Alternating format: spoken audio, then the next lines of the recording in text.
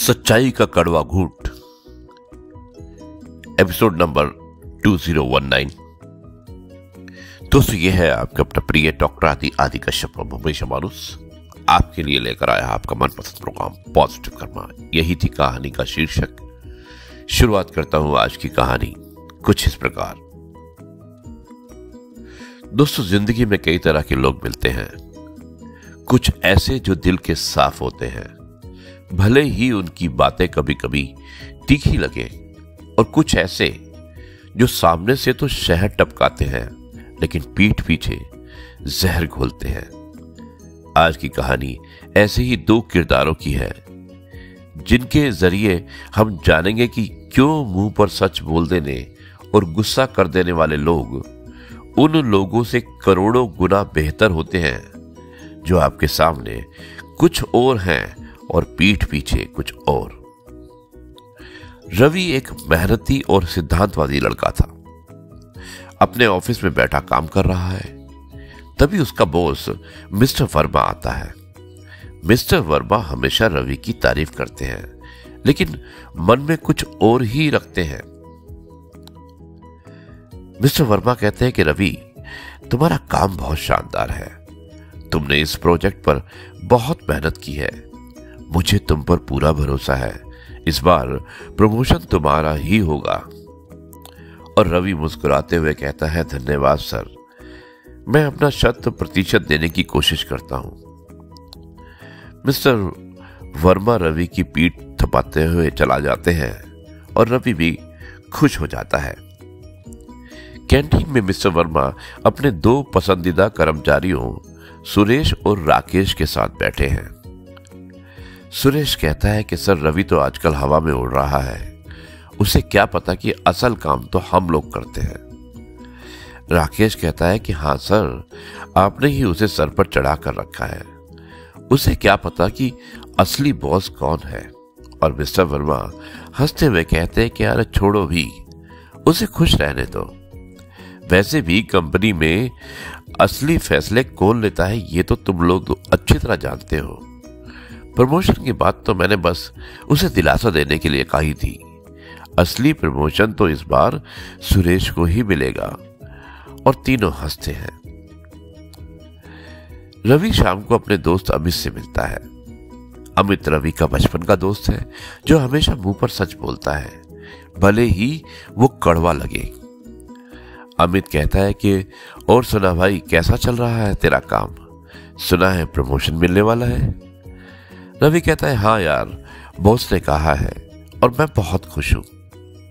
लेकिन अमित थोड़ा गंभीर होकर कहता है कि देख रवि, मैं तेरा दोस्त हूं और हमेशा सच बोलूंगा।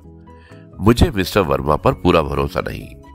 वो तेरे सामने मीठी मीठी बातें करते हैं, लेकिन मैंने कई बार उन्हें दूसरों के साथ तेरी बुराई करते हुए सुना है। रवि थोड़ा गुस्से में कहता है कि अमित, ये तो क्या कह रहा है? मेरे बॉस ऐसा नहीं है। तू तो यार हमेशा नेगेटिव बातें ही करता है। अमित भी शांत हो जाता है और कहता है कि मैं जानता हूं कि तुझे गुस्सा आ रहा है, लेकिन मेरा काम तुझे सच बताना है और तू खुद ही देख लेना। अगले ही दिन ऑफिस में एक मीटिंग मिलाई जाती है। सभी कर्मचारी मौजूद होते हैं। मिस्टर वर्मा प्रमोशन की घोषणा करने वाले हैं।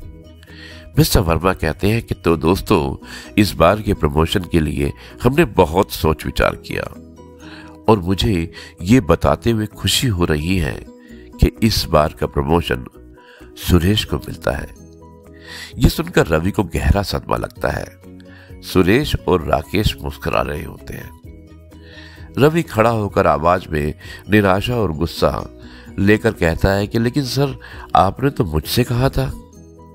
मिस्टर वर्मा अचानक पलटते हुए कहते कि रवि, हमने तुम्हारा काम को देखा है, लेकिन सुरेश ने इस बार कुछ ज्यादा ही अच्छा प्रदर्शन किया। रवि को अमित की बातें याद आती हैं। उसे महसूस होता है कि अमित सही था। रवि ऑफिस के बाहर आता है। वो बहुत उदास है और उसका दोस्त अमित उसके पास आता है। अमित कहता है, दोस्त, मैंने कहा था ना। और रवि आंखों में आंसू लेकर कहता है कि हाँ, तू सही था। मुझे तेरी बात माननी चाहिए थी। लेकिन मैंने अपनी आंखें बंद कर ली। अमित कहता है कि देख, ये लोग जो सामने मीठा बोलते हैं और पीठ पीछे वार करते हैं वो ज्यादा खतरनाक होते हैं। कम से कम मैं तेरे मुंह पर गुस्सा करता हूं, तुझे सच बताता हूं।